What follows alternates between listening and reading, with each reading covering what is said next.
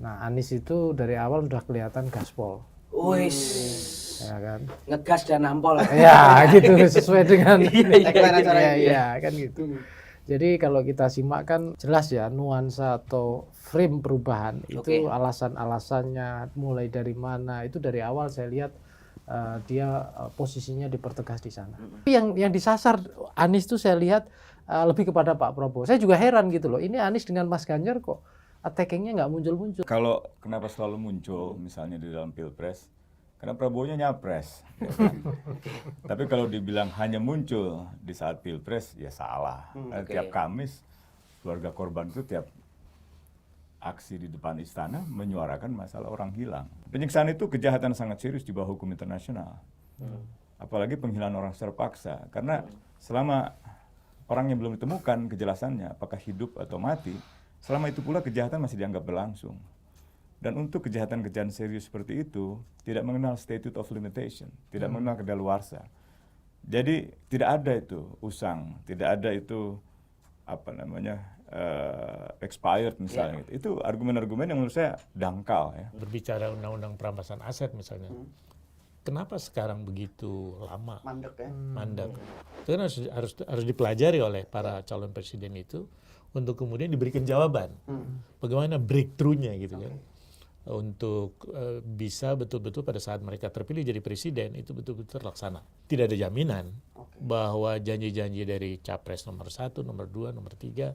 Tapi kalau nomor 2 ini tidak banyak ya untuk membahas anti korupsi dan reformasi hukum. Saya memberikan catatan yang nomor 2 ini lebih banyak mengatakan ya saya setuju itu disejahterakannya di bagaimana mensejahterakan itu.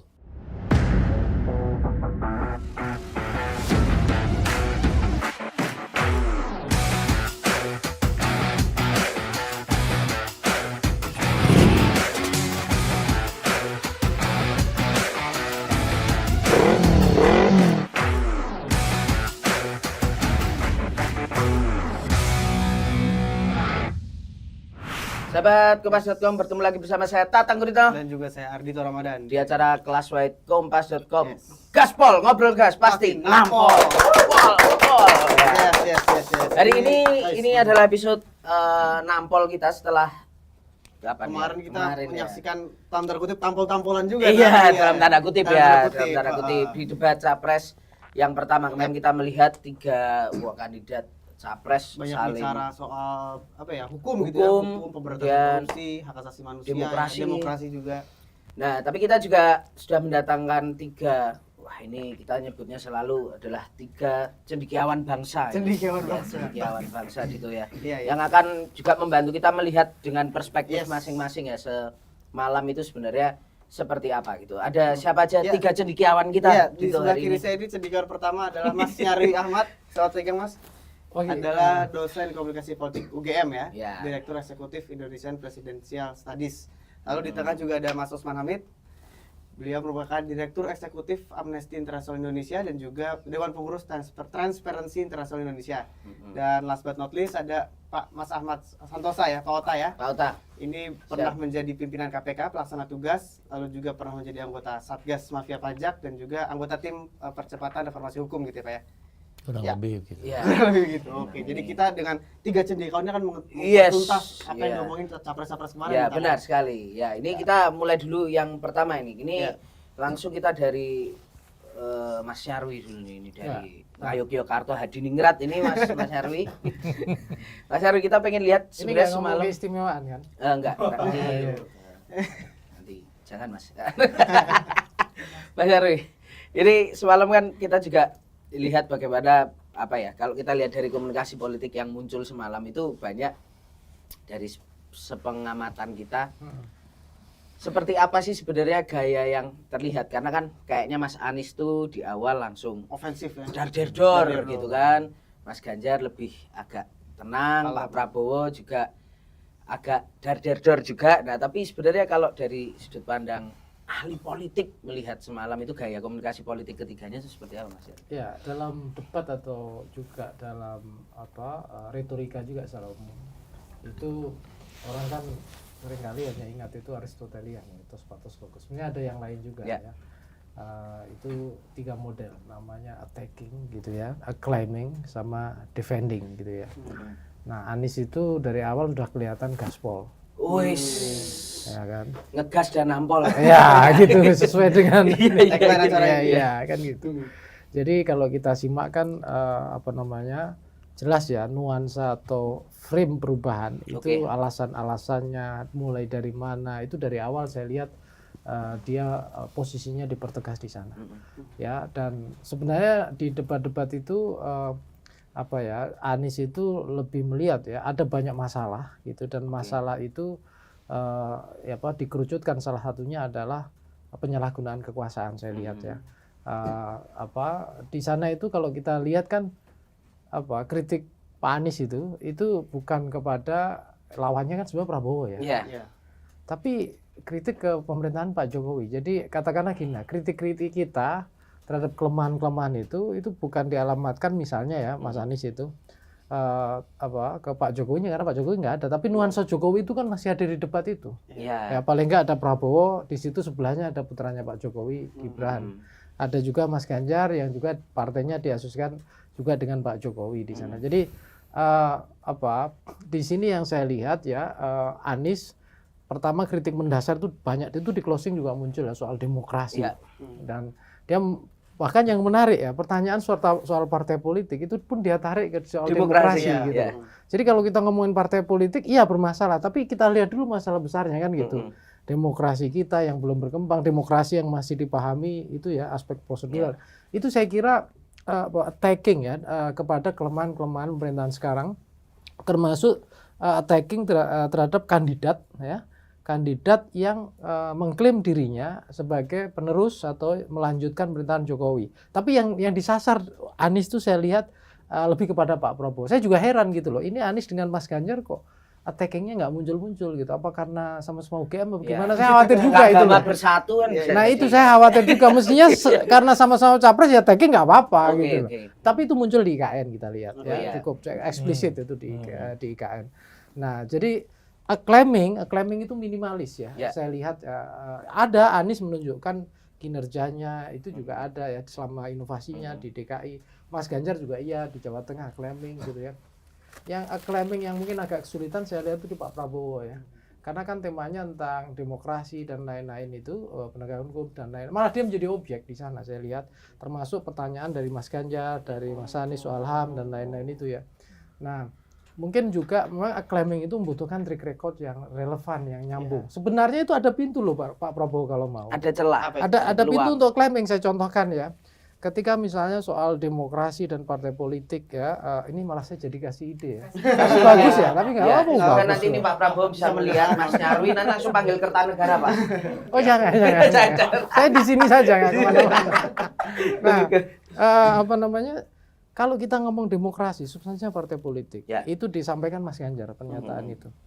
Kemudian Pak Prabowo juga mengkritik Mas Anies gitu ya. Kira-kira gitu kan, berapa kali tuh ngomong Mas Anies gitu ya.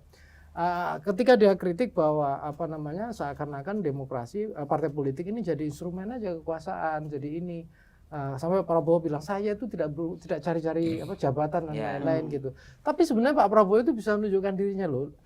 Kalau bicara bangun demokrasi, kira-kira bisa ngomong gini, saya itu termasuk aktor ikut bangun demokrasi ini melalui partai politik, melalui partisipasi dan seterusnya. Tapi momen itu nggak diambil, gitu ya, oleh Pak Prabowo. Contohnya gitu. Dari sisi positioning sebenarnya Ganjar sama ini dari situ ya, itu Prabowo punya peluang lebih ya di situ. Tapi balik lagi ya, di capres di debat kemarin itu saya lihat isu yang menonjol ya. Isunya itu kan kesana kemari ya, tetapi kalau kita tekankan yang misalnya saya pengen lihat itu kan pada aspek contrastingnya. Nah itu contrastingnya di beberapa hal itu kurang menonjol. Contrasting di IKN ya, pemerintahan oposisi, nah itu muncul ya, tetapi juga kemudian tidak ditarik pada kalau kita ngomong debat itu kan debating ide, debating policy kebijakan, debating komitmen pada tindakan, ya kan. Kemudian debating apalagi? Debating pada citra diri dia itu kayak apa sih gitu ya, di tengah berbagai isu itu, posisinya di mana gitu. Nah, itu dalam beberapa hal yang paling menonjol hanya sedikit ya, IKN, HAM, demokrasi, banyak hal yang mungkin lebih banyak kesepakatan. Korupsi misalnya, kan muncul sebenarnya bisa ditanya, ini undang-undang KPK itu nanti bagaimana? Apakah KPK menjadi bagian eksekutif gitu seperti sekarang?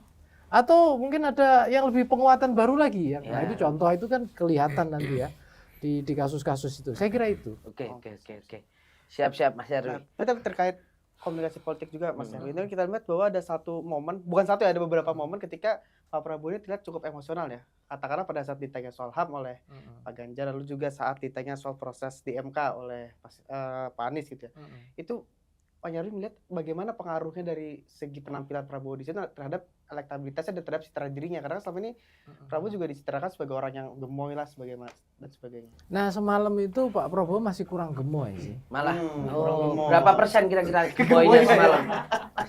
Ya kalau di persentase mungkin ya menurun ke gemoynya itu yang biasanya full bisa 100% itu menurun bisa 30-an% bahkan. Maksud saya gini lah, Pak Prabowo itu sangat serius semalam saya lihat. Ekspresi wajahnya mungkin juga berdiri lama juga ya dan ya. Tapi saya bukan jubirnya Pak Prabowo ya. Ini harus saya sampaikan ya. Tetapi analisis saya begini. Gemoy yang muncul, jadi kalau dalam komunikasi politik itu kan kita bisa menyampaikan pesan, bisa menyampaikan persepsi, bahkan sampai kepada ilusi, realitas yang kita create gitu ya. Gemoy itu bagian dari yang ketiga menurut saya. Bahkan kalau kita lihat baliho-balihonya Pak Prabowo dengan Gibran itu kan pakai AI itu. Itu kan itu kan kontras dengan yang real kan. Tetapi kan juga itu ada segmen pasarnya. Nah maksud saya terkait dengan yang itu tadi, emosi dan lain-lain. Di debat itulah momen kita bisa melihat mau tidak mau ya, kandidat itu walaupun dia bisa memanage dirinya, ada sekian persen, katakan lebih dari 70% dari ekspresi dirinya nggak bisa dibohong ya, dipoles-poles, pasti akan nampak. Nah fungsi debat juga di situ, ya menguji ya karakter, ya menguji kalau bahasa psikologi itu personality trait. Kita akan lihat orang ini apa, tenang, adem atau bagaimana kan gitu. Orang ini bisa manage ini atau apa dan lain-lain. Orang ini bisa apa, bahkan juga tidak hanya karakter ya, itu personality dan karakter. Yang kedua polisinya, ketika dia ini posisi dirinya bagaimana gitu ya. Nah Prabowo semalam saya lihat itu ya, ya mungkin masih cukup mampu lah ya, mengendalikan. Orang kan sering merumorkan Pak Prabowo itu katanya gampang marah atau apa, tapi nggak kelihatan di semalam itu. Ya cuman ada guyon-guyon gitu ya, yang kemudian saya lihat lebih kepada penghalusan ya, itu juga bagus gitu, bagus ya. Tapi begini, kalau terkait dengan, bayangkan debat semalam itu menurut saya ya, potensi ya masing-masing capres-capres khususnya yang jadi sasaran ya untuk kemudian terpancing emosi itu tinggi. Apalagi kalau lihat psikologinya dari beberapa pertanyaan yang berkembang dalam debat itu, posisi Prabowo itu seperti di tengah. Yang dimana dua-duanya itu memang sasaran tembaknya ke Prabowo seakan-akan begitu. Kalau bahasa sekarang Prabowo versus everybody kayak seolah-olah gitu ya. Iya gitu. Jadi dan di situ, tapi memang wajar karena apa? Dari data elektabilitas dan seterusnya menunjukkan Prabowo ini lebih Jokowi daripada Ganjar kan. Dan juga klaim-klaim Prabowo dan Gibran juga ibaratnya sebagai penerusnya real dari Jokowi. Makanya risikonya adalah Prabowo akan jadi sasaran tembak kan, bagi misalnya orang-orang yang kemudian juga memposisioningkan dirinya gitu, memberikan alternatif atau bahkan mengkritik kelemahan-kelemahan pemerintahan Jokowi. Karena kita lihat Anies dari awal kan oposisi, sedangkan Ganjar terakhir-terakhir kecewa misalnya kayak gitu kan, merasa ditinggalkan dan lain. Akhirnya itu mengarah ke. Tapi yang menarik semalam itu Ganjar itu kok jarang menyebut Jokowi ya. Prabowo sering loh itu. Oke. Padahal Ganjar positioningnya juga istilahnya partai yang mendukung adalah partai dari dulu misalnya Pak Jokowi.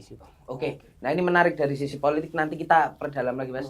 Kita mau beralih ke Mas Usman nih. Mas Usman melihat soal semalam yang menjadi salah satu highlight dari netizen dan masyarakat Indonesia adalah ketika Mas Ganjar menyinggung soal isu hak asasi manusia ini ke Pak Prabowo gitu.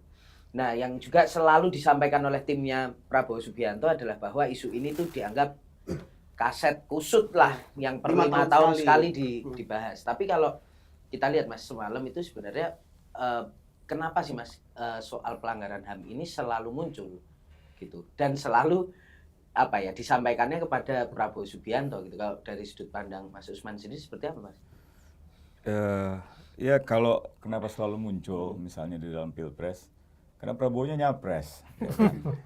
Tapi kalau dibilang hanya muncul di saat pilpres, ya salah. Karena tiap Kamis keluarga korban itu tiap aksi di depan istana menyuarakan masalah orang hilang. Jadi kalau ada pendukung Prabowo atau Prabowo mengatakan ini kok tiap 5 tahunan dimunculkan, ya mungkin mereka baca medianya baru 5 tahunan gitu ya. Selebihnya tidur misalnya gitu, atau cari makan misalnya gitu. Yang kedua, saya kira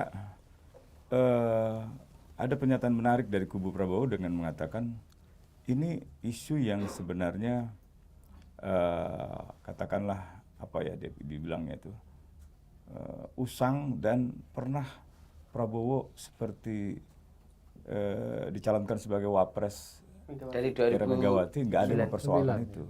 Itu juga keliru. Karena di tahun itu justru banyak yang mempersoalkan. Termasuk orang-orang PDIP yang pergi akhirnya juga banyak. Dan di DPR bahkan orang-orang PDIP membentuk panitia khusus yang rekomendasinya disebutkan oleh Ganjar tadi malam itu.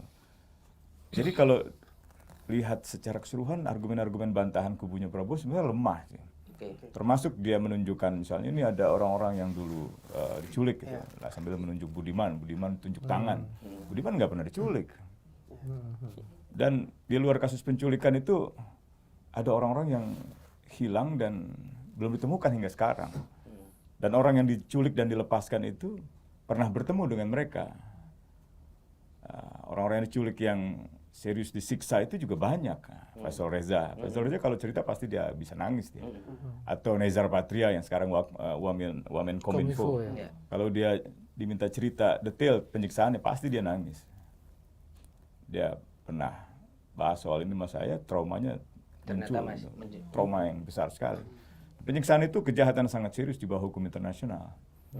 Apalagi penghilangan orang secara paksa. Karena selama orang yang belum ditemukan kejelasannya apakah hidup atau mati, selama itu pula kejahatan masih dianggap berlangsung. Dan untuk kejahatan-kejahatan serius seperti itu tidak mengenal statute of limitation, tidak mengenal kedaluarsa. Jadi tidak ada itu usang, tidak ada itu apa namanya expired misalnya. Itu argumen-argumen yang menurut saya dangkal ya. Tapi saya mengerti kenapa orang-orang seperti Budiman dan lain sebagainya itu sana gitu ya. Karena memang tidak ada lagi itu apa namanya otonomi dan kebebasan di dalam kehidupan partai politik. Jadi orang-orang semacam itu nggak punya otonomi diri di dalam mengambil sikap di dalam partainya. Studi-studi tentang partai politik, tentang kartel partai politik, Karsen Meyer, Kusrido Ambardi dan lain sebagainya menjelaskan partai itu elitis, berbasis patron ketuanya, tidak dikelola secara profesional, tidak ada otonomi secara kolektif, tidak ada proses demokrasi yang berlangsung di dalam internal partai gitu. Tidak ada ideologi bahkan, tidak ada persaingan ideologis antar partai gitu. Nah, sampai di titik itu saya hanya melihat orang-orang semacam itu hanya pion-pion aja yang tidak punya otonomi dan tidak punya kebebasan di dalam partainya sehingga mencoba mencari tempat lain gitu ya. Padahal mereka punya latar belakang gerakan sosial, aktivis masyarakat sipil. Dalam pandangan Sujatmoko, etika masyarakat sipil itu etika pembebasan. Etika pembebasan itu berbasis otonomi diri, berbasis kebebasan untuk 3 tujuan. Yang pertama, hak ekonomi, yaitu untuk menghapus kemiskinan absolut. Yang kedua, hak sosial untuk menghapuskan ketimpangan sosial. Yang ketiga, hak politik untuk menghapuskan penindasan. Hampir seluruh etika ini tidak bisa lagi diklaim sebagai oleh mereka sekalipun mereka membawa 98. Secara biologis mereka udah tua. Sama seperti saya udah bukan 98 yang usia saya 20, 21, 22. Udah bukan. Secara biologis aktivis 98 udah berakhir, nggak ada. Dia hanya bisa hidup ketika dia menghidupkan nilai-nilai itu. Apa itu? Anti nepotisme, anti kolusi, anti korupsi. Apa itu? Pro penegakan hak asasi manusia. Anti pendekatan militeristik di Aceh, di Papua, di mana-mana. Anti resentralisasi pemerintahan. Dia lebih pro pada desentralisasi, otonomi daerah, otonomi khusus gitu. Atau apalagi supremasi hukum misalnya gitu. Jadi nilai-nilai itulah yang membuat kita bisa layak mengklaim diri sebagai aktivis 98. Kalau kita masih melemahkan KPK, apa yang 98 dari kita? Kalau kita mendukung revisi KPK yang melemahkan independensinya, apa yang 98? Kalau kita masih membela koruptor, apa yang 98 dari kita?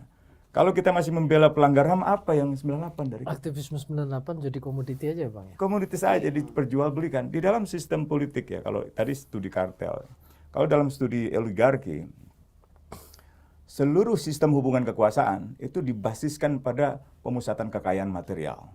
Di dalam sistem politik yang didominasi oleh kekuatan material, kekuatan non-material tidak berlaku. Kekuatan ideologi tidak berlaku, kekuatan teologi tidak terlalu berlaku. Dan itu sebabnya partai-partai yang punya sumber daya material besar itu menyedot begitu banyak orang yang tidak lagi mampu bertahan pada kekuatan non-material. Non-material ya, ideologi tadi. Iya, ideologi tadi nggak ada. Di era-era prakemerdekaan, ketika PNI didirikan, ketika PKI didirikan, Masyumi didirikan, Syarikat Islam didirikan, semuanya dengan ideologi. Semuanya dengan kemampuan artikulasi, kecerdasan intelektual, kemampuan menulis, menyampaikan pandangan-pandangan, menghidupkan Weltan Saung itu apa namanya, ideologi atau cakrawala berpikir yang berorientasi pada ideologi-ideologi dunia. Sekarang nggak ada, gimmick, ya, gimmick itu nggak ada artinya buat kehidupan nyata. Itu sama seperti kita disajikan Mickey Mouse ya, dalam dunia kartun, seolah-olah tikus itu lucu ya, dan seperti menggemaskan, tapi itu tidak mengubah perilaku manusia di dalam dunia nyata untuk melakukan hal yang sama yang dia bayangkan kepada Mickey Mouse dalam dunia yang nyata.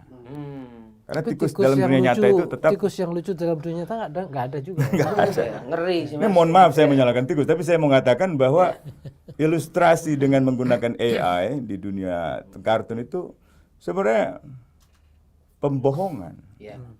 Tapi Mas, aku pengen meng-highlight juga pertanyaan gini Mas. Semalam ketika Mas Ganjar menyinggung soal 13 aktivis yang hilang, Pak Prabowo mengatakan bahwa itu tendensius. Dan apa ya, mungkin dianggap sebagai sebuah upaya untuk memframing politisasi gitu.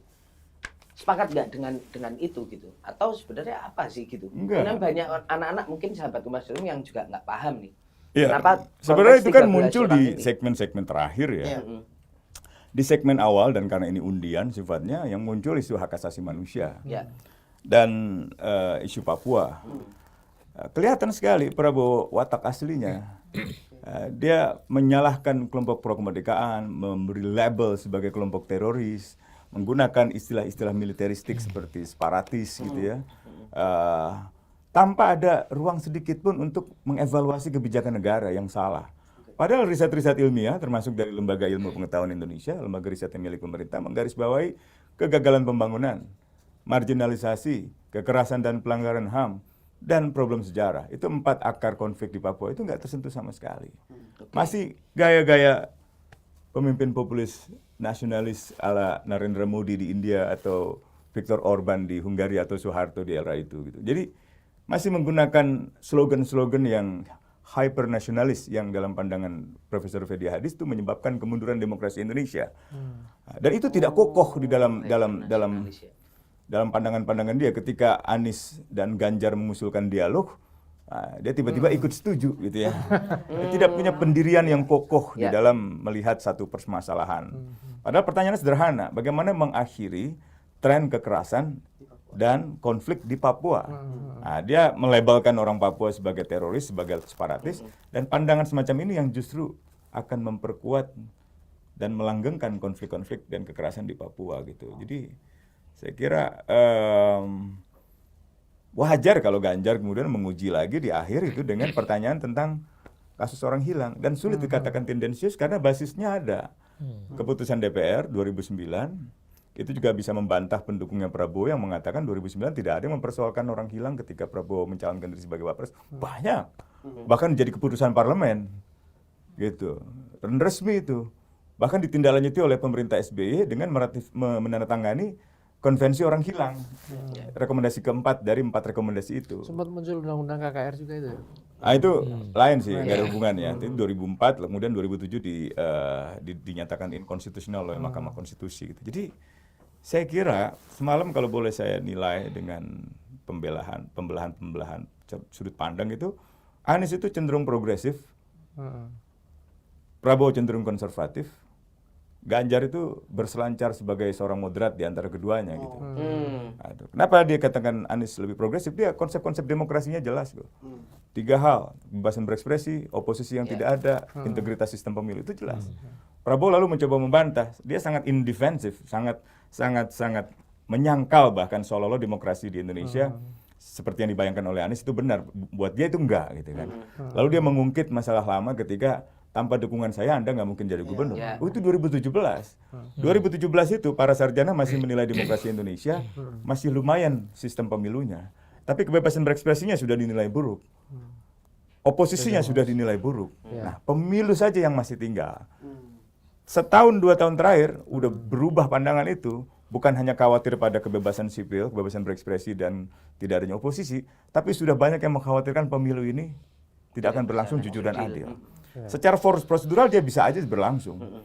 Lalu pemerintah bisa mengklaim itu sebagai satu indikator bahwa negara kita masih demokratis, bisa. Tapi bukan demokrasi yang sejati, itu masih sebatas malah bisa menghasilkan electoral autocracy. Jadi seorang autokrat bisa terjadi, bisa muncul dalam pemilu gitu, melalui proses elektoral itu. Autokratnya mungkin nggak akan langsung menjadi diktator, karena biasa autokrasi itu terdiri dari 3, fasisme, oligarki, dan despotisme. Despotisme ini yang biasa dianggap sebagai diktator. Mungkin nggak akan sekejap muncul seorang diktator di Indonesia dari proses elektoral semacam itu. Tapi secara sederhana, udah bertahun-tahun studi yang paling dominan di dalam ilmu politik Indonesia itu meyakini struktur ekonomi oligarki itu yang menentukan banyak hal. Jadi proses politik formalnya berubah, presidennya berganti, wakil presidennya berganti, partainya bergantian, tapi sistem hubungan kekuasaannya nggak berubah. Dia tetap melayani kepentingan pemodal besar. Dia tetap melayani kepentingan modal asing. Sehingga merendahkan upah buruh, mengabaikan perlindungan lingkungan hidup, mengabaikan aspek-aspek korupsi, anti korupsi, dan hak asasi manusia gitu.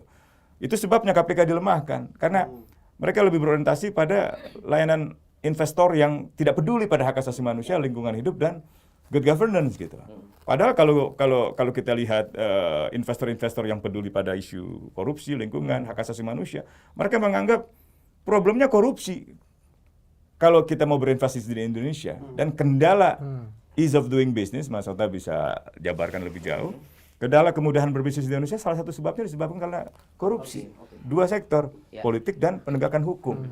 Nah ini justru malah dilemahkan oleh pemerintahan Jokowi yang menurut saya sulit dipungkiri memang tengah menapaki jalan autokrasi itu, jalan otoritarian itu udah banyak disebut oleh sarjana luar negeri maupun sarjana dalam negeri gitu. Nah, jadi saya kira Prabowo benar-benar conserving the existing status quo itu, memelihara, merawat, membela status quo hari ini, termasuk dalam soal Papua. Pembangunan ekonomi dilanjutkan, padahal pembangunan ekonomi itu gagal. Studinya Lemhanas bahkan, studinya pemerintah bulan Februari yang lalu, itu menjelaskan pertumbuhan ekonomi di Papua itu, pertumbuhan ekonomi di Indonesia tidak meredam kekerasan di Papua, konflik di Papua, malah bertambah gitu. Dengan kata lain, sumber mereka menuntut kemerdekaan itu bukan karena mereka miskin, bukan karena mereka terbelakang, tapi karena ada sumber yang lain gitu. Entah itu marginalisasi, kegagalan pembangunan, sejarah, integrasi, sampai dengan soal kekerasan dan pelanggaran HAM yang nggak pernah dipecahkan. Gitu. Jadi saya kira tadi malam mulai terlihat kembali karakter sesungguhnya dari orang yang dibuat sebagai gemoy itu ya. Ini juga menghina sebenarnya, menghina kecerdasan kaum Gen Z, seolah-olah Gen Z itu menyukai hal semacam. Enggak lah, saya yakin dan banyak sekali buktinya di berbagai belahan dunia, Gen Z itu melek politik. Umbrella Revolution di Hong Kong itu nggak akan terjadi kalau anak-anak muda belasan tahun nggak memulai revolusi payung gitu. Pendudukan Wall Street di New York itu nggak akan terjadi kalau anak-anak muda itu nggak marah terhadap segelintir orang yang menguasai kekayaan material Amerika. Di Spanyol juga begitu. Di Mesir juga begitu. Tunisia juga begitu. Jadi anak-anak muda saya kira mungkin memang ada survei yang memotret mereka frustasi. Tapi frustasi mereka itu bukan frustasi karena mereka nggak punya sadaran politik. Lebih karena mereka marah dengan generasi yang lebih tua, generasi yang lebih lama, gagal menghasilkan misalnya kesejahteraan, pemerataan ekonomi, atau fasilitas transportasi yang memadai, atau apalagi iklim misalnya. Nggak ada yang, anak-anak muda sekarang sangat anti plastik. Ada gini-gini mereka nggak mau. Mereka pasti bawa tumbler misalnya gitu. Mereka nggak akan bawa tas-tas yang baru lagi. Mereka yang lebih ingin recycle misalnya gitu. Mereka sudah melek perubahan iklim misalnya gitu. Ekonomi hijau, semua udah sangat peduli.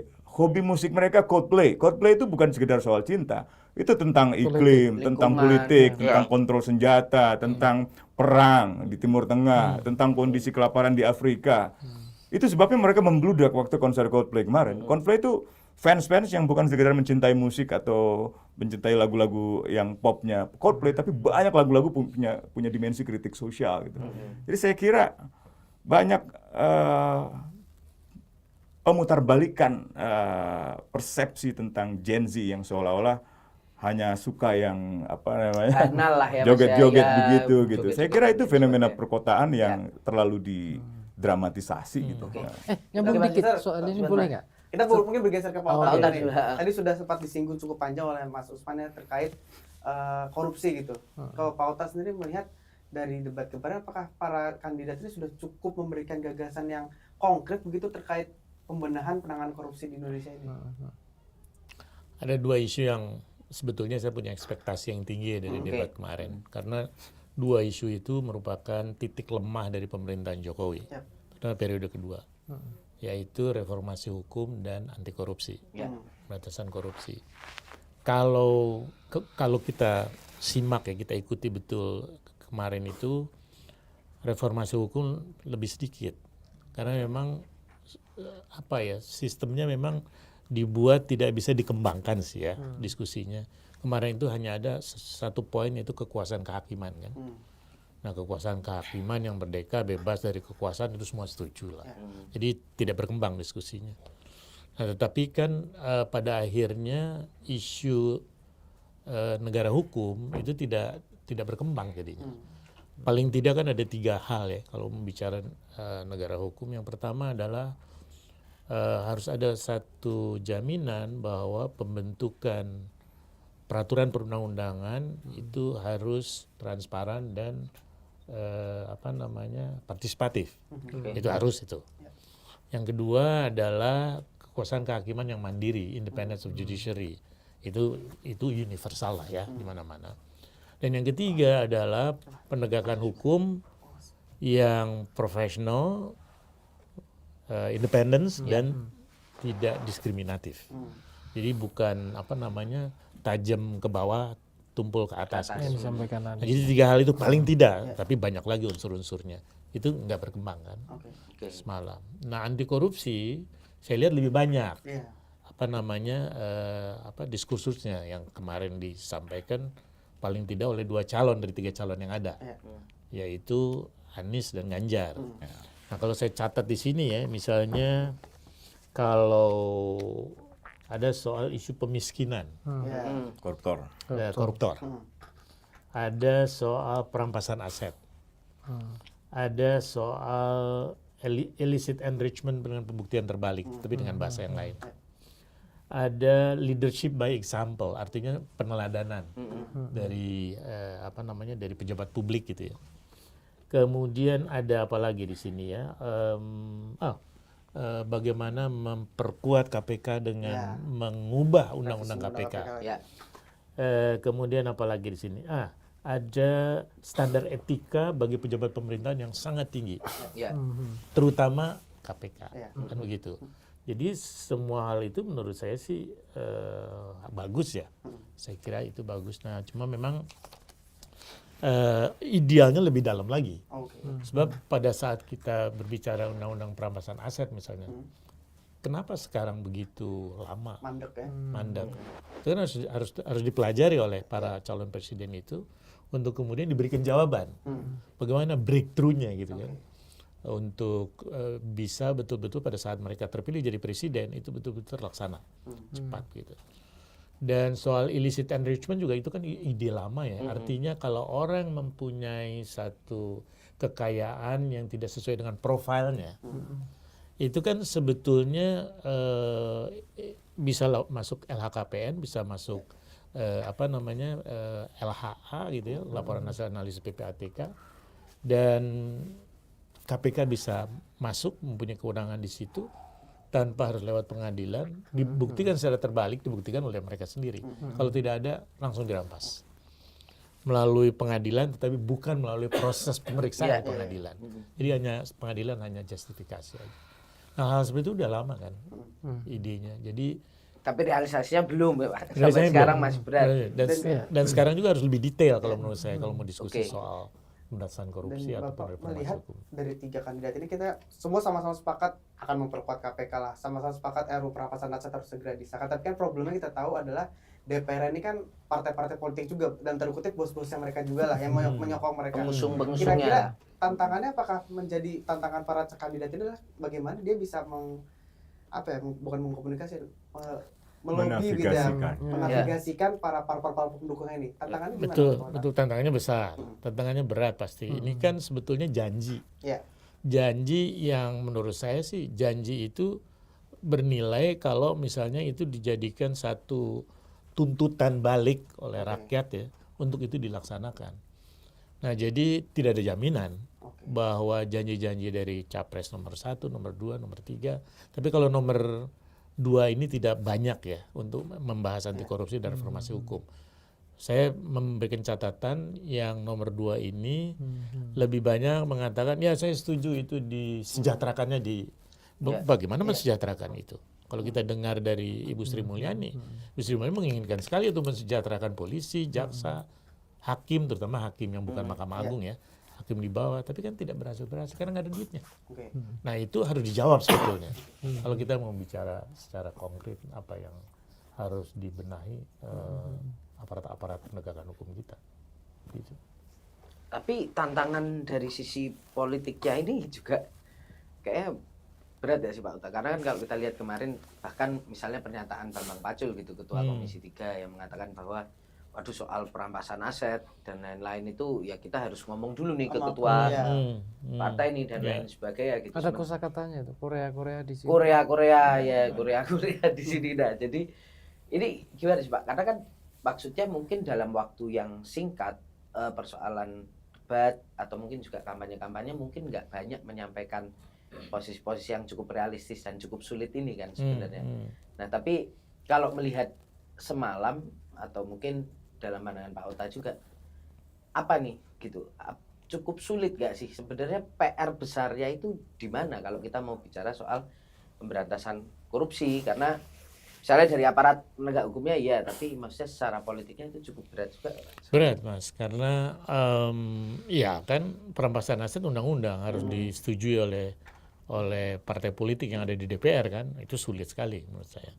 Kemudian revisi undang-undang KPK, itu juga nggak gampang kan, seperti itu. Tapi kalau saya asumsikan, kalau Ganjar bicara seperti itu, harusnya disetujui oleh ketua parpolnya.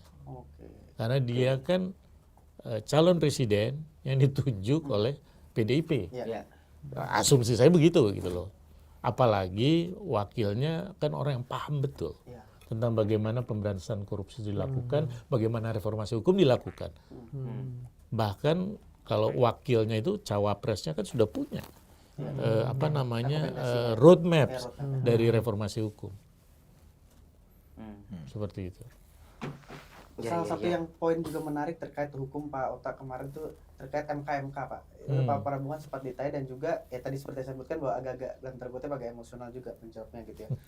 Dengan mengatakan bahwa ya sudah tidak masalah, yang penting rakyat sendiri yang menilai dan sebagainya. Kalau Pak Ota sendiri melihat pernyataan seperti itu apakah sudah menjawab bagaimana komitmen seorang calon presiden dalam memastikan independensi kehakiman? Yang ditanyakan kan soal etika ya, apa punya rasa malu atau tidak gitu kan. Tetapi dijawabnya ya soal hukum lagi. Kan beda ya antara etika dengan hukum dalam artian formalisasi dari putusan MK. Jadi memang menurut saya tidak nyambung ya. Seperti itu. Meskipun pertanyaan itu penting. Sayangnya moderator malah meralat itu seolah-olah pertanyaan itu salah. Padahal kan dimintanya memang memberi tanggapan atau memberi pernyataan. Tapi kemudian bertanya. Sebenarnya pertanyaan itu kan ada banyak jenisnya, termasuk pertanyaan retorik. Itu nggak harus dijawab. Pertanyaan retorik itu seperti menyatakan sesuatu tapi dengan pertanyaan yang justru menyerang sebenarnya. Itu bagus. Tapi sayangnya itu didistraksi oleh moderator. Nah, dan jawaban Prabowo sebenarnya memberi pesan yang jelas. Ya kita semua sudah sama-sama tahu, sama-sama bukan anak kecil lagi. Artinya yang intervensi udah kita tahu gitu. Siapa itu ya kan? Yang intervensi Jokowi, cuman kan masa kita harus ngobrol, kita udah nggak anak kecil lagi. Tapi Prabowo nggak menyebutkan eksplisit. Nggak, makanya saya bilang implisit. Tapi kalau solusi yang disampaikan Prabowo itu kan peningkatan kesejahteraan ya. Itu tidak cukup. Hakim Agung itu gajinya cukup loh sekarang. Tapi kan ternyata kan ada yang 2 orang yang kena dan lain sebagainya. Banyak juga Pak Ota yang sering bilang kan dulu pegawai pajak gaji dinaikkan. Jangan tinggi-tinggi masih muncul juga kan, gitu. Betul. Jadi di Indonesia saya kira itu bukan resep mujarab lah kalau betul. Keserakahan nggak ada batasnya. Itu sebenarnya yang harus diatur ya. Kalau ngegas ngepol terus nggak ada batasnya. Oke, kita kembali ke Pak Nyarwi nih. Pak ini tadi sempat menyinggung terkait jawaban Pak Prabowo terkait Gibran gitu ya. Pak Nyarwi melihat apakah serangan-serangan, bukan serangan, pernyataan pertanyaan-pertanyaan menyinggung proses di MK-MK itu memang sekedar untuk menjatuhkan Pak Prabowo kah dari sisi Ganjar dan Anies atau seperti apa sebenarnya? Proses kandidasi khususnya cawapresnya Prabowo Gibran itu kan boleh dibilang seiring dengan itu muncul huru-hara politik ya. Di MK ya ada tuntutan ini, kemudian putusan MK PU 90 ya toh. Kemudian berlanjut sampai putusan MK gitu. Tapi di balik itu saya beberapa kali pernah nyampaikan juga ya. Kalau orang bicara politik itu kan proses mendapatkan kekuasaan. Nah, ada aturan macam-macam. Nah, salah satu hal di sini itu kan diatur namanya legitimasi. Nah, kita bisa berkuasa itu kan ada proses legitimasi. Partai dapat legitimasi dari rakyat kan gitu. Orang dicalonkan. Nah, itu kan juga ada legitimasi. Belum lagi kalau dikaitkan dengan regulasi. Ini legal apa enggak legal? Legitimate apa enggak? Kalau dari proses di MK hasil memang legal. Tapi kemudian orang tahu kan ada semacam dinamika atau bahasanya rekayasa, ini mengajukan kemudian diproses dan seterusnya ada cerita paman gitu ya. Nah dan seterusnya tangan-tangan paman. Nah ini yang kemudian menjadi soal legitimasi. Makanya serangan Anies, serangan Ganjar terkait itu pertanyaannya sebenarnya menurut saya dia masih sopan gitu. Kenapa? Karena yang ditanyakan aspek etik, rasa. Kalau di bahasanya Anies itu rasa keadilan, bahasanya gitu. Dia adil tapi rasa keadilannya bagaimana kan gitu. Di situ juga bidikan sebenarnya. Ini kalau di sisi marketing politik ya, Anies itu tak lihat ini berbeda dengan Ganjar. Padahal sebenarnya arah logika mereka ke arah sana. Cuma dalam sisi ini Anies kayaknya pengen ngambil lebih banyak. Saya contohkan gini, Anies membuat retorika tadi Bung Usman bilang ya retorika ini. Itu kan yang di sini banyak anak muda. Tapi yang punya kesempatan gitu ya. Itu kan ya tidak semua bisa menjadi sosok cawapres apalagi dengan cara kilat. Tidak semua orang bisa jadi ketua umum dengan cara kilat. 2 hari KTA, hari berikutnya bisa ketua umum gitu loh. Nah itu contoh kan gitu. Nah bagaimana anak muda Indonesia kan gitu. Nah itu saya kira bagian dari retorika Anies yang cukup tajam membidik pemilih muda ya, Gen Z maupun Gen Alpha. Nah saya tadi nyambung dengan tadi yang disampaikan Bung Usman ya. Di Indonesia itu cukup unik. Saya termasuk walaupun Bung Usman optimis ya, saya masih kurang optimis. Kenapa?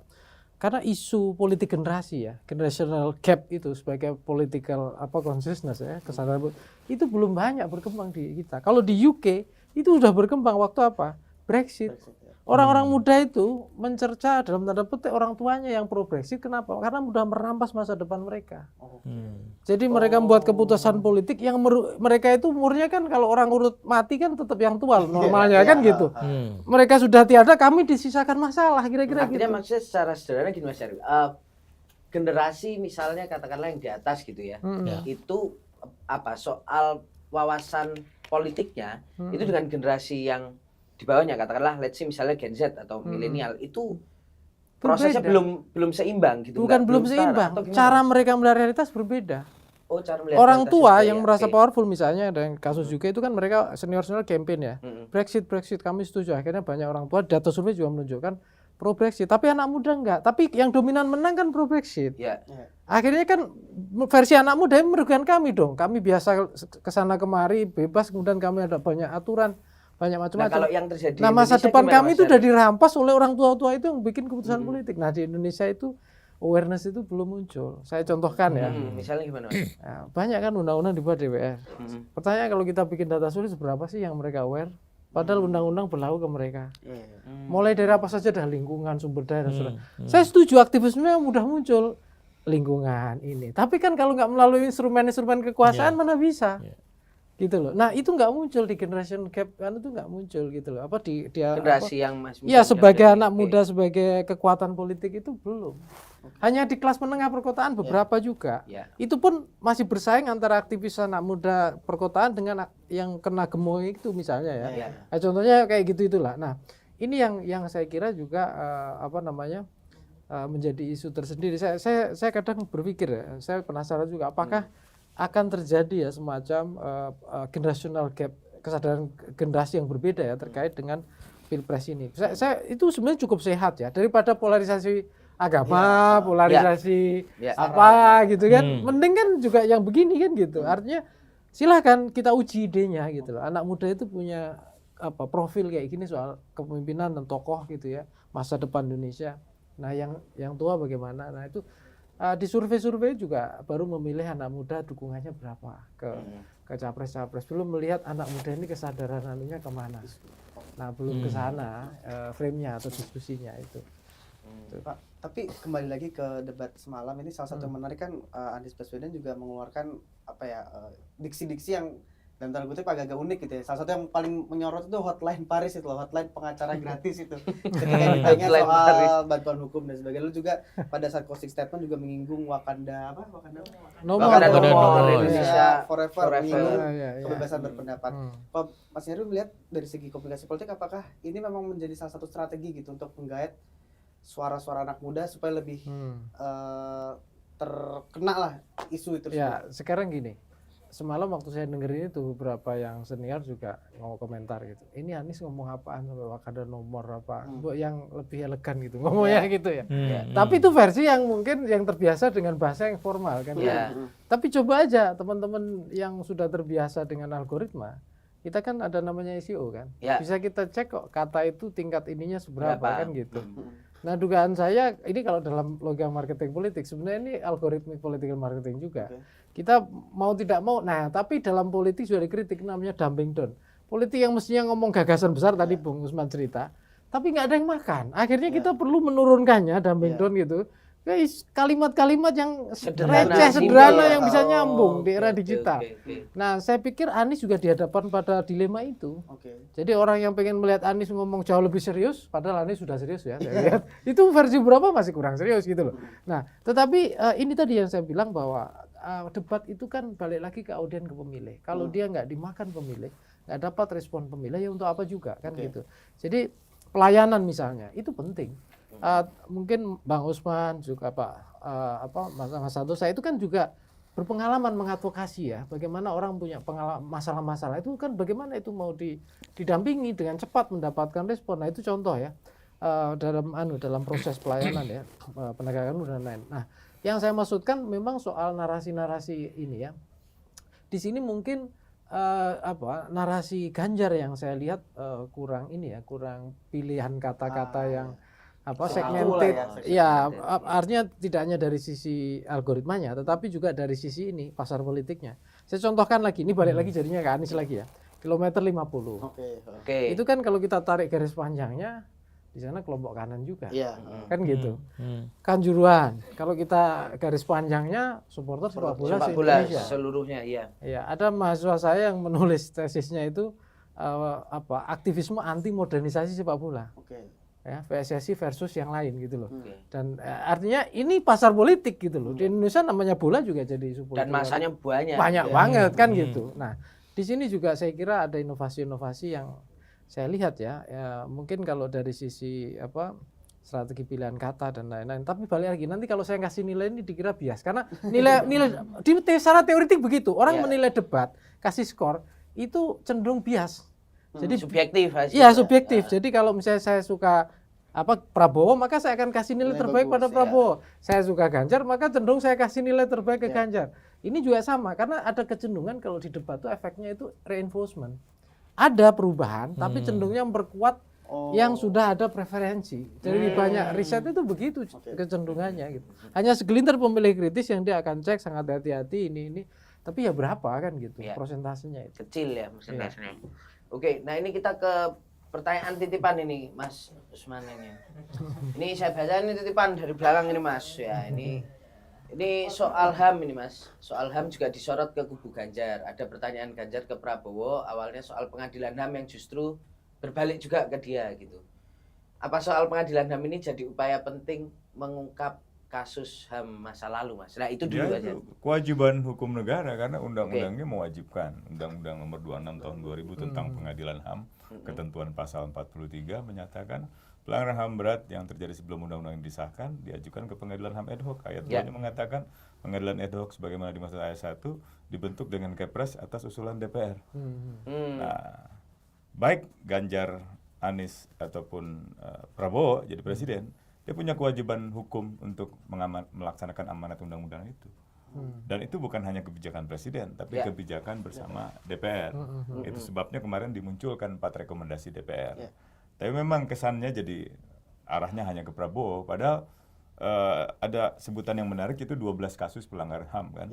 Nah, meskipun kritiknya terhadap pemerintahan sekarang ini di mana Pak Mahfud ada di situ yang mengurusi itu gitu kata Prabowo. 12 perkara itu pendekatannya kan cenderung non yudisial dan non yudisialnya pun hanya bersifat partial reparation. Nah, Anies bagus dia ketika menyebut 4 hal itu untuk menyelesaikan suatu masalah pelanggaran HAM secara komprehensif. Pertama itu memastikan proses hukumnya menghasilkan keadilan, artinya penuntutan pelaku. Yang kedua mengungkapkan fakta-fakta agar terungkap kebenaran. Yang ketiga memberikan kompensasi hanya bagian kecil dari reparasi. Dan yang terakhir memberikan jaminan untuk tidak berulang lagi di masa depan. Itu sebenarnya 4 kerangka keadilan di dalam berbagai literatur hak asasi manusia. Dan pendekatan non yudisial pemerintahan Jokowi yang dikelola oleh Pak Mahfud sebenarnya hanya satu, itu hanya bagian yang ketiga, yang reparasi itu pun reparasi yang parsial.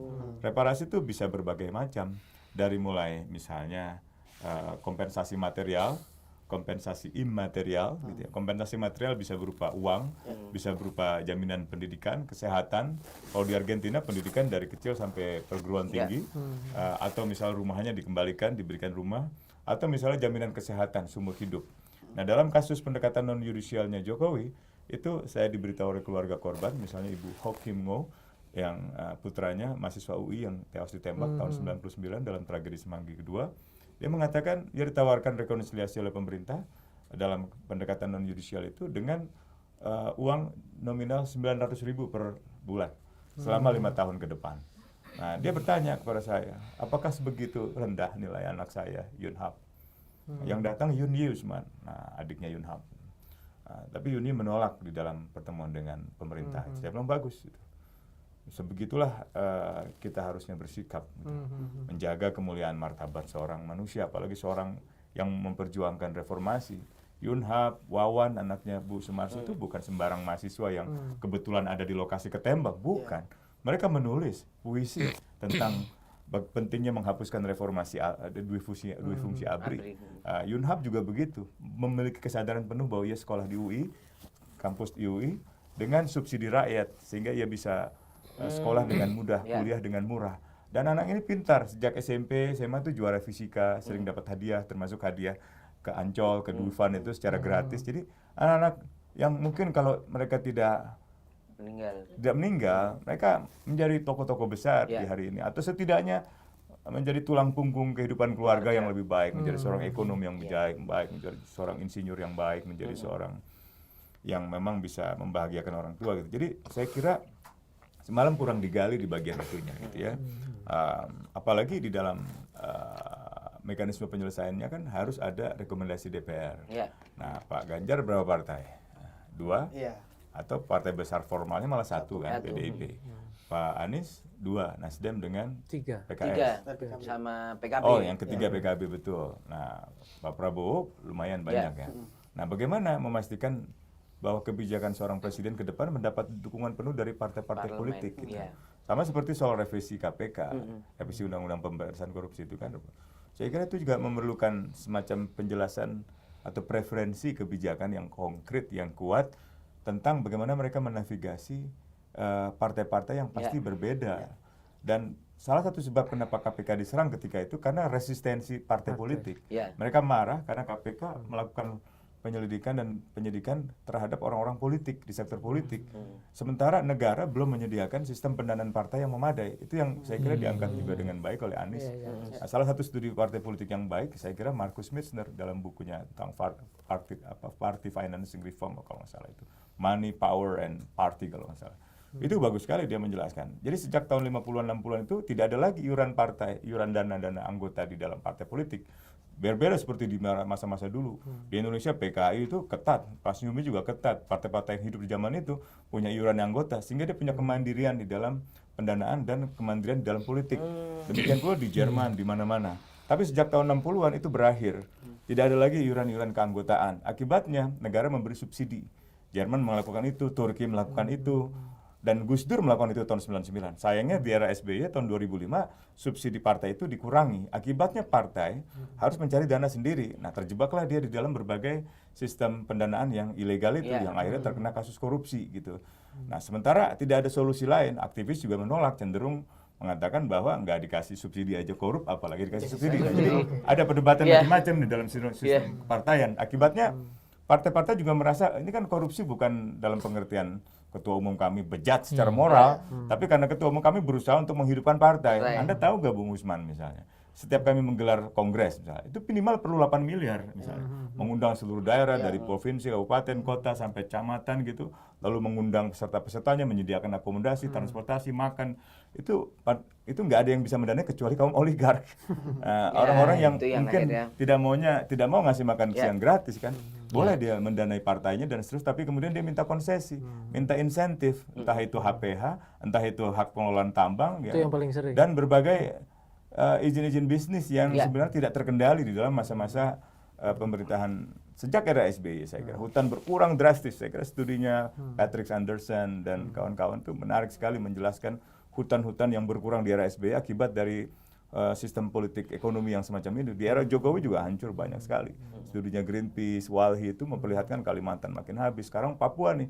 Padahal Papua ini di dunia menjadi satu dari 3 wilayah yang sekarang dilindungi. Papua, kemudian Kongo, dan Amazon.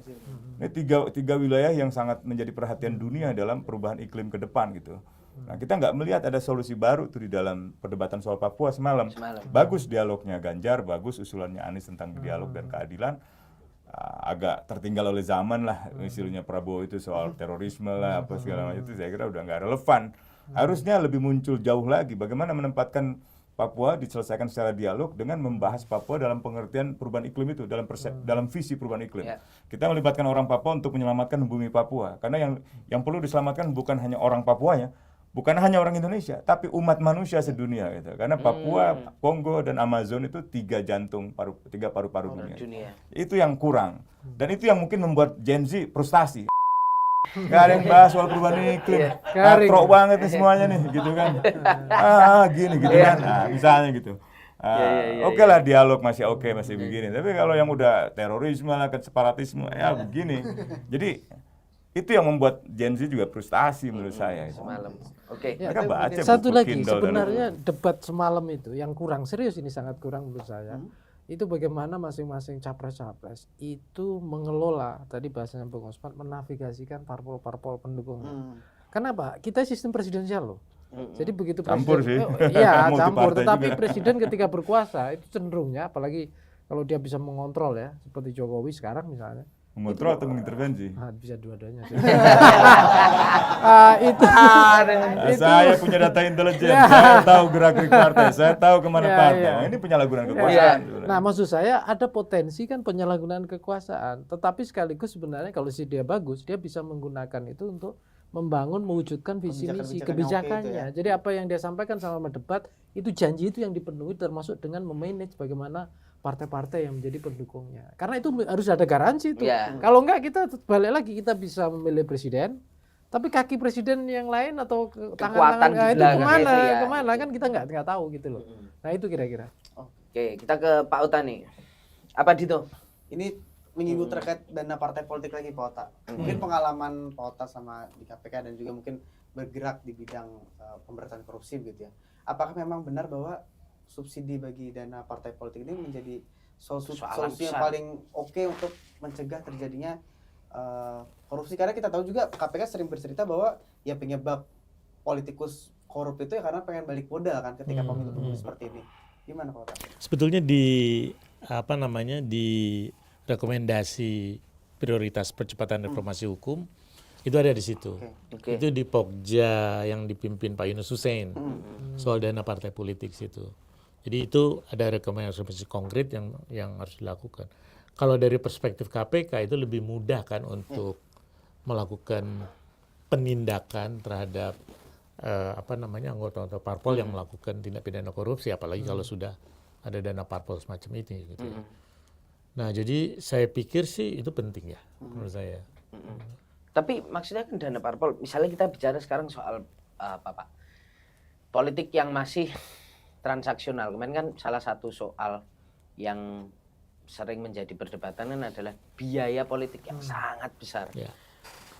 Kita juga nggak tahu gitu loh Pak, seberapa besar sih dana ini. Kadang-kadang orang sangat jor-joran sekali untuk bisa memenangkan suatu kontestasi, tidak ada ukuran yang tepat di situ. Artinya apakah ya ketika memang akhirnya dana partai politik ini negara kemudian memenuhi itu akan jadi salah satu jalan keluar supaya orang tuh nggak realistis juga ya. Iya, kayak supaya menghentikan korupsi di dunia politik. Itu kan atau gimana, Pak? Paling tidak transparan. Mereka transparan itu nggak jalan kan sekarang. Jadi pengelolaan duit di internal parpol itu. Internal parpol itu. Termasuk duit kampanye. Oke. Sebenarnya sudah ada kan ketentuannya, tapi nggak jalan. Nggak jalan. Hanya seperti itu. Paling tidak itulah transparan. Jadi orang bisa menilai juga ini. Dan itu akan mempengaruhi attitude dari pemilih juga kan, voters kan. Berapa iklan ke Kompas TV, berapa iklan ke Metro TV ya kan. Itu yang harus di transparansi itu ya, Pak. Iya. Yang susah. Oke. Nah, ini apalagi nih? Udah selesai kayaknya semua terjawab ini. Enggak, ini terlalu banyak banget nih pertanyaannya, bingung sendiri. Tapi kita mungkin balik lagi ke soal reformasi hukum tadi, Pak Ota lebih banyak bicara, kita udah bicara soal dengan partai politik, soal pemberantasan korupsi. Menurut Pak Ota ada nggak sih mungkin isu dari reformasi hukum yang mungkin tidak disentuh oleh 3 kandidat semalam? Saya belum baca visi misinya ya. Ya. Tetapi kalau itu kan isu reformasi hukum itu sudah lama sebetulnya, sudah bolak-balik gitu. Di kejaksaan, di kepolisian. Tapi yang juga penting adalah bagaimana memperkuat sistem dan mekanisme pengawasan. Pengawasan di dalam, artinya kalau di kepolisian itu kan ada Irwasum, ada Propam gitu ya. Lalu kemudian di kejaksaan ada juga kan Jambin gitu kan. Kemudian di ini juga ada kan, ada Bawas gitu ya. Dan eksternal. Pengawasan eksternal itu saya kira sih sudah saatnya ya bahwa Komisi Judisial, Kompolnas dan Komisi Kejaksaan itu direvitalisasi. Revitalisasi. Iya, karena Komisi Judisial itu di antara 3 yang lebih punya pengaruh. Karena dia bisa mengusulkan calon hakim agung. Kalau yang 2 ini sama sekali tidak ada power yang mereka miliki. Oleh sebab itu mungkin ini satu ide saja ya, bahwa ketiga pengawas eksternal ini digabungnya satu. Jadi satu pengawas, lalu kemudian dia mengawasi sistem judiciary di kita. Jadi apa sih namanya? Sistem peradilan. Ya, jadi nggak usah ada komisi ini, satu aja. Jadiin satu aja badan. Sebagai pengawas eksternal. Oke. Tentu saja pengawas internal juga bagus ya, seperti Itjen di KLKL ya, Kementerian Lembaga. Itu juga harus diperkuat begitu. Nah, kita kembali lagi ke topik semalam yang mungkin jadi bahasan yang cukup menjadi concern masyarakat gitu. Mas Nyarwi, kita lihat soal sikap Anies Baswedan nih terkait dengan IKN ini kan selalu menjadi Pertanyaan. topik, bahkan sebelum debat dan semalam Anies juga mengatakan bahwa secara garis besarnya adalah perpindahan ibu kota ini tidak otomatis menyelesaikan persoalan di Jakarta yang sebenarnya sudah banyak masalah gitu. Tapi di sisi lain ketika ditanya soal sebenarnya gimana nih sikapnya, setuju atau nggak setuju, Anies juga bersayap ya kalimatnya. Tapi kalau dilihat dari semalam itu Mas Nyarwi menilainya gimana nih sikap seorang Anies Baswedan melihat IKN ini, karena ini jadi satu pandangan yang cukup besar juga kan dinotis oleh Pak Jokowi, oleh menteri-menterinya gitu soal melanjutkan IKN ini, gimana Mas? Boleh ya, sebelum ke sana saya lihat retorikanya dulu, boleh ya? Ketika nyinggung IKN, Anies ini cukup tajam loh. Bahkan menganalogkan di era VOC ketika Belanda memindah ibu kota tua ke Monas. Artinya kan ini artinya era Jokowi, apakah Jokowi ini sama dengan company apa enggak kan gitu. Kalau retorikanya begitu kan gitu. Itu tajam loh. Artinya tapi pesannya salah satunya adalah tadi jangan meninggalkan masalah. Ya itu satu. Terus yang kedua, ini nyambung dengan visi misi Anies saya lihat. Keadilan untuk semua. Bahkan di beberapa diskusi itu saya simak ya para jubirnya Anies, itu kan tegas. IKN itu untuk aparat, untuk ASN, bukan untuk kasarnya masyarakat atau rakyat. Jadi pertanyaannya siapa yang bisa manfaatkan, dapatkan benefit dari IKN? Pun dengan dana sebesar itu kan argumennya 400-an sekian triliun. Nah dia bahkan menawarkan kan membangun beberapa alternatif kota-kota. Tetapi Anies di beberapa tempat juga saya lihat ketika didesak dia menolak apa enggak, jawabannya retoris juga. Dalam artian ini bukan masalah sedang menolak apa tidak, tetapi kebijakan yang undang-undang yang proses melahirkan tadi disampaikan Pak Ota. Itu kan harus kita cek juga proses perumusan kebijakannya. Ya kan gitu. Apakah demokratis apa enggak? Di Indonesia itu banyak banget loh. Kalau kita sisir ke isu demokrasi dalam proses decision making. Itu luar biasa. Kenapa? Karena di elit itu sering muncul anekdot kan. DPR itu kan biasanya ada undang-undang yang cepat, kilat, ada undang-undang lama kan gitu. Nah, kemudian ada yang nanya, kenapa lama, kenapa cepat kan gitu. Ya rumusnya di sini, mufakat dulu baru musyawarah gitu. Kalau udah mufakat baru bisa musyawarah, katanya gitu, bukan musyawarah untuk mufakat kan gitu. Nah, ini yang saya kira ada kepentingan elit langsung gitu. Sejauh mana elit punya ini. Nah, sama proses demokrasi dalam proses perumusan kebijakan di IKN itu yang sering dipermasalahkan Anies. Kenapa? Karena seakan-akan kepentingan elit itu nampak dominan dan itu bisa diuji ya. Siapa nanti yang bisa diuntungkan dengan dana sekian? Dia sering berargumen tuh 400-an triliun kalau untuk berbagai kota kan pertumbuhan ekonomi dia bilang begitulah kira-kira. Itu sama-sama bisa diuji di sana. Belum lagi kalau kita lihat ya peluang-peluang sektor-sektor ekonomi yang tumbuh, siapa yang bisa memanfaatkan? Ya makanya sebenarnya banyak itu yang saya lihat di beberapa itu nggak dieksplor ya di kubunya Anies ya. Wah ini saya malah ngasih ide nih ya. Nggak apa-apa sih. Misalnya contoh ya. Hilirisasi kan sering disampaikan oleh Pak Jokowi juga, kadang Pak Prabowo sering juga, Mas Ganjar juga. Tapi kan industri hilirisasi nikel dan seterusnya itu kan industri yang modal besar lah. Nah pertanyaannya siapa yang bisa berpeluang masuk ke sektor itu? Karena kalau udah ngomong ke sana singgungannya tadi yang disinggung Bung Usman, oligarki lagi yang sudah punya mesin-mesin kuasa ekonomi politik kan gitu. Masyarakat punya peluangnya apa? Nah di sini sebenarnya Anies belum juga menyinggung ke sana. Hanya mengkritik itu belum juga. Sebenarnya tidak menolak kebijakannya sama dengan IKN, tapi perlu kita cek. Ya, kebijakan ini bisa memberikan bukan hanya keadilan, rasa keadilan kalau bahasa dia kalau kan dari siapa? Dari apa Mas? Dari sisi politik ya, artinya sikap Anies ini sebenarnya apa yang dia tuju dengan itu? Apakah kaitannya dia juga agak ragu-ragu ketika harus mengatakan iya atau tidak karena misalnya berpotensi untuk bilang konstituen saya potong. Gitu. Sebenarnya bukan masalah ragu, mestinya di debat itu dikejar. Kalau seandainya pilihan kebijakan Pak Anies apa? Saya akan misalnya merevisi atau apapun bahasanya. Nah, bagaimana dengan partai-partai misalnya nanti yang menjadi pendukung dia kalau seandainya menang. Nah, diskusinya mestinya diarahkan ke sana kalau saya. Dalam proses debat mestinya. Sehingga itu jadi pegangan kita gitu loh. Ya, dan partai-partai juga menyimak, oh ini kandidat saya begini. Kita harus siap-siap nih. Ya, entah siap-siap atau di belakang diskusi. Kok kamu udah janji duluan kan gitu. Ya terserah kan gitu. Tapi itu udah di depan rakyat loh ya, maksud saya gitu.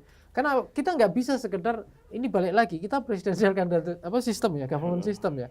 Presiden iya gitu ya di depan ini, tapi di balik itu juga ada partai-partai kan yang harus juga menyertainya. Partai-partai atau siapa yang ada di sana itu bukan sekedar tepuk tangan saja atau gini-gini enggak gitu loh. Atau urunan tok Wah misalnya. iya bukan ya hanya kan, gitu, tapi juga benar-benar menjadi bagian dari apa yang sedang dijanjikan atau disampaikan oleh capres-capres di situ. Oke, siap. Nah, saya mesti kabur nih. Mungkin pertanyaan final nih buat gas dan ngepol Mas tempat Usman nih, lain. pertanyaan final aja. Kalau dari melihat performa para kandidat semalam, Mas Usman melihat mereka sudah punya komitmen untuk HAM atau memang hanya menjadi gimmick serangan pada saat debat saja sih, Mas? Permukaan gitu. Dibanding debat-debat yang pilpres dulu, menurut saya debat dari malam cukup substantif lah untuk soal hak asasi manusia. Soal Papua, konkret apa solusi untuk mengatasi tren kekerasan dan konflik bersenjata di sana. Soal kebebasan berekspresi, bagaimana menyelesaikannya. Bahkan dua kandidat berkali-kali mengatakan ya kebebasan berekspresi sangat penting, tidak boleh ada lagi kasus Butet, kasus Ganjar, dan seterusnya gitu. Anies menekankan pentingnya ada oposisi, baik itu partai maupun non-partai. Oposisi non-partai juga tidak kalah pentingnya kan, sebenarnya aktivis-aktivis itu sangat penting gitu. Itu belum disinggung ya? Belum terlalu banyak disinggung. Apalagi ya yang saya kira juga penting adalah soal kasus-kasus tadi, meskipun tadi mungkin ada maksud-maksudnya, tapi kasus-kasus itu sangat mendasar ya. Kasus Harun Al-Rashid tuh mencerminkan bahwa sengketa pemilu, protes hasil pemilu bisa ditangani dengan cara represi oleh aparat, nggak boleh tuh. Saya kira pertanggungjawaban aparat keamanan, kebebasan berekspresi, penyelesaian pelanggaran HAM berat masa lalu, itu 3 isu yang disampaikan oleh Amnesty International, semuanya terbahas semalam gitu. Meskipun kita masih ingin ada kejelasan kebijakan konkret semacam apa, kebijakan negaranya, bukan hanya mereka sebagai presiden, tapi juga sebagai kepala negara bersama dengan partai-partai politik. Gitu. Jadi kurang lebih tadi malam cukup edukatif gitu ya, dan mungkin saya menyarankan kepada kepala tim suksesnya untuk merumuskan kebijakan-kebijakan konkretnya. Misalnya roadmap-nya untuk pemberantasan korupsi, pemulihan demokrasi, penegakan hak asasi itu roadmap-nya seperti apa? Tahun pertama apa? 100 hari pertama apa? Tahun kedua apa? Bagaimana kalau ada... Dan itu konsisten nanti dijalankan. Bukan lupa loh ya. Ya, siap. Oke, saya izin pamit ya, Mas Ota. Maaf ya. Siap. Ini karena sahabat Mas, ini karena waduh ini jenderal HAM kita ini harus banyak. Ampun, siap salah. Siap Mas Usman, terima kasih. Jadi kita lanjut ini. Sudah udah partai lagi pertanyaan terakhir. Final juga nih Pak Ota. Pak Ota, kita sudah sangat banyak menyinggung terkait bagaimana partai politik ini menjadi salah satu aspek yang penting ketika perjalanan 5 tahun mendatang apabila salah satu dari 3 calon ini menjabat sebagai presiden begitu nantinya. Pak Ota sendiri melihat bagaimana sih kita seharusnya sebagai pemilih ini melihat janji-janji yang sudah mereka lontarkan, karena kita tahu tadi ya mereka tidak berdiri sendiri selama 5 tahun ke depan nanti. Pertama menurut saya dari aspek hukum dan pemberantasan korupsi ya. Jangan menunjuk misalnya pimpinan dari institusi-institusi hukum dari parpol. Pimpinan dan oke. Dia harus orang yang memang mumpuni, profesional dan berstandar integritas yang tinggi. Dulu Pak Jokowi pada saat periode pertama awalnya dia masih melihat rekomendasi dari KPK kan, ada merah, biru, enggak lagi. Di periode 2 nggak setuju kan, jadi kayak gitu. Nah ini nggak bisa. Jadi saya beberapa kali jadi panitia seleksi tuh dari MK segala macam, itu di Mahkamah Agung sudah mulai sekarang lama Mahkamah Agung. Dia minta data dari pajak, minta data dari PPATK, dia minta data dari KPK, LHKPN, dilihat betul. Dan saya kan orang luar, diminta jadi pansel di situ. Kita nggak ada beban sama sekali. Nah saya kira kayak gitu harus sudah mulai ya. Jadi presiden harus menunjuk itu. Yang kedua adalah si pimpinan-pimpinan institusi Gakum termasuk Kapolri ya, itu di dalam memilih pejabat tinggi madya sampai pada eselon 2 itu harus ketat standar integritasnya. Termasuk di dalamnya adalah kita harus minta bantuan dari PPATK, LHKPN dan pajak. Itu aja dulu. Oh ya 3 itu ya. Betul. Dan di dalam kan punya pengawas internal ya. Dia bisa belusukan untuk cari data-data itu. Menurut saya sih terlalu abai Pak Jokowi ini kalau untuk soal itu ya. Jadi nggak ada lagi menurut saya di periode presiden yang akan datang, siapapun yang terpilih. Nggak terfilter ya Pak. Terfilternya itu ya Pak yang. Terfilternya. Oke. Iya, terbukti kan pejabat yang paling banyak masuk radar ini penegakan hukum korupsi kan zamannya Pak Jokowi. Artinya misalnya katakanlah upaya besarnya tuh ada, tapi upaya minimalnya untuk memperkuat itu di internal adalah dengan cara-cara tadi ya Pak. Ya, Artinya tidak ya, memilih ya. dari parpol, kemudian mempertimbangkan track record, Betul. aliran uang juga, Ya, apakah dia ya. cukup bersih atau enggak, Ya, itu ya yang harus. betul. Kalau Itu mau nanti menciptakan sistem yang cukup oke di lain di luar program-program yang besar itu adalah itu dulu ya. Ditambah whistleblowing system. Mungkin ada orang ngadu tapi dirahasiakan dong. Iya. Itu efektif Mas. Itu efektif. Pak. Efektif. Tetapi yang terjadi di Indonesia sekarang ini masih tahu si Anu. Nah, itu harus betul-betul kedap. Seperti itu. Harus whistleblowing system itu Mas. Kalau enggak ya repot. Itu kita yang masih sepengalaman Bapak itu masih belum. Betul. Makanya kalau pimpinan KL atau institusi Gakum harus mempunyai pejabat yang ditunjuk untuk pengawasan di dalam, itu harus yang betul-betul hebat. Bukan buangan ya itu, bukan jabatan buangan loh. Oke. Itu. Oke. Siap. Nah, ini Mas Yarwi ini Mas. Mas kalau kita lihat kemarin di survei Litbang Kompas itu kan undecided voternya juga banyak ya dan bertambah gitu. Apakah tadi ini ada datanya nih. Capres belum menentukan pilihan 28,7% gitu. Hampir sepertiga berarti ini masih belum tentukan pilihan kan. Nah, ini apakah dengan debat semalam itu cukup bisa menekan untuk jadi orang saya mau yang ini deh gitu atau ya belum cukup lah karena biasanya kalau kali pertama kan ya masih belum optimal lah atau malah justru semalam tuh sebenarnya udah tuh gitu. Ya, tadi saya singgung di awal ya. Biasanya debat itu kan efeknya macam-macam ya. Orang bisa kena efek karena pesannya. Ya.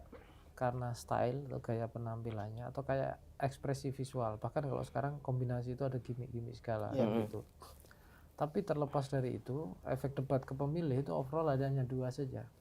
Yang satu itu reinforcement, artinya dia memperkuat gitu. Perkuat ini dari yang sudah punya pilihan makin kuat. Yang masa mengambang atau swing voter itu juga kemudian kuat, artinya dia tidak jadi mengambang lagi. Gitu. Tapi ada yang kedua juga, yaitu dia bisa menggeser atau merubah gitu. Nah, pada di masing-masing capres cawapres sebenarnya kalau di banyak data survei juga sering dicek, itu kan sering ditanya berapa pemilih militan dan mungkin berubah. Kan yang mungkin berubah ini menjadi swing voter di masing-masing pilihan pada capres cawapres. Nah, yang membedakan adalah yang belum punya pilihan ini undecided. Nah, itu 28 ada yang mengatakan 7% di situ. Dan kalau kita lihat ini sebenarnya agak anomali. Yang saya maksudkan gini, tapi nggak apa-apa masih di debat awal ya. Biasanya swing voter itu makin mendekati pemilu itu makin mengecil.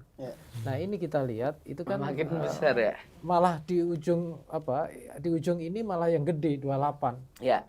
Nah, pertanyaannya ada apa? Apakah pasca putusan MK itu ekspresi orang kemudian ditumpahkan melalui salah satunya data ini, swing voter ini, dulu sebenarnya sudah punya pilihan. Kenapa? Karena ada juga beberapa cerita ya. Misalnya biasa itu yang milih Ganjar karena pasangan dengan Pak Mahfud, ada yang nggak suka karena pasangannya. Terus yang milih Anies Muhaimin tidak suka juga karena ada Muhaiminnya. Sama dengan ke Prabowo ada Gibrannya. Nah, ini juga pikir-pikir kok jadi dengan Gibran kan gitu. Nah, itu memungkinkan juga. Jadi kombinasi pilihan pada capres-capres, belum lagi isu-isu yang berkembang di ini dan diskusi yang berkembang setelah itu. Nah, atau yang alternatif yang kedua, nah ini moga-moga yang benar yang kedua ini. Pemilih itu belum sepenuhnya bisa melihat diferensiasi dan perbedaan visi misi dari capres ini. Sehingga ya tetap nggak bisa punya ini kira-kira ada mirip, ini mirip ya yang saya belum bisa nih kira-kira gitu menentukan gitu. Atau itu kan aspek policy ya. Yang kedua karakter. Mungkin omongannya atau sampaikan idenya udah bagus. Pertanyaannya nggak yakin nih gue kalau si orang ini nih yang ngomong nanti tetap ngomong aja gitu. Nanti setelah itu juga nggak bakalan jago ngomong nih tapi eksekusinya mungkin nggak bakalan gitu ya. Nggak bakalan dijalankan. Jadi tetap dia akan menentukan. Nah, biasanya di banyak data survei itu mereka yang memilih. Saya kan juga berapa kali udah sering juga bikin survei atau baca survei. Nah, itu biasanya yang punya pilihan sebelum masa kampanye itu kan nggak lebih dari 20-25%. Sisanya itu berturut-turut mengikutin sampai kemudian menjelang di kotak suara.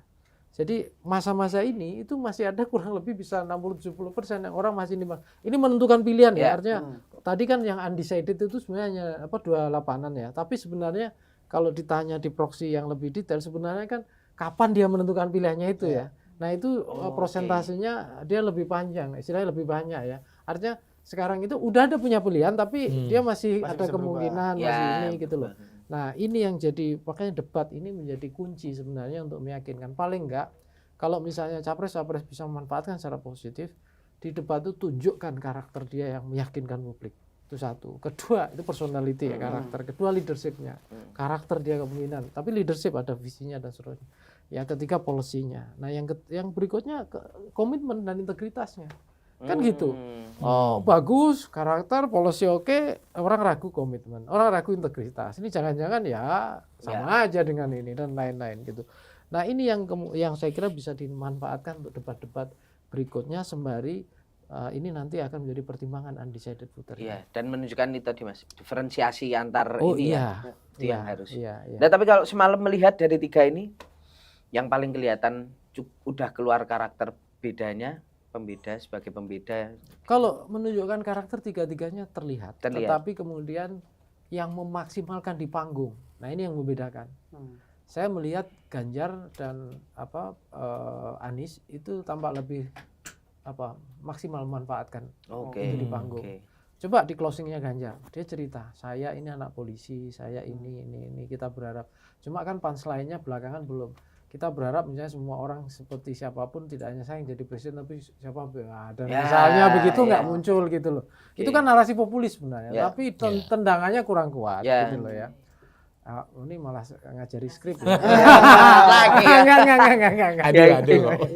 Kasih masukan. Artinya PR besarnya mungkin nanti di debat-debat berikutnya justru dari kubu Pak Prabowo harus bisa lebih mengambil. Ya, Prabowo juga begitu.